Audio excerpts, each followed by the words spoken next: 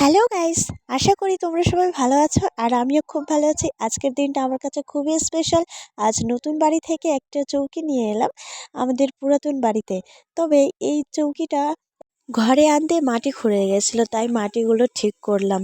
তবে খুব একটা আফসোস লাগছে যে চৌকিটা অত দিন ধরে ওখানে ছিল ওই বাড়িতে। তাই এখন চৌকিটাকে এনে মুছলাম, ভালো করে মুছলাম, ধুলো জমে গিয়েছিল। তারপরে মুছে বিছানার চাদরগুলো বিছিয়ে দিলাম। আর এখানে আমার ভাইও হেল্প করছিল আমার, যেহেতু আমি একাই পারছিলাম না।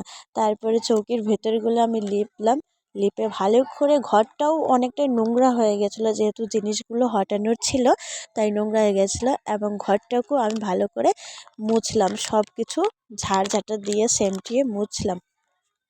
শেষে আমি তোমাদেরকে ঘরটা দেখাবো।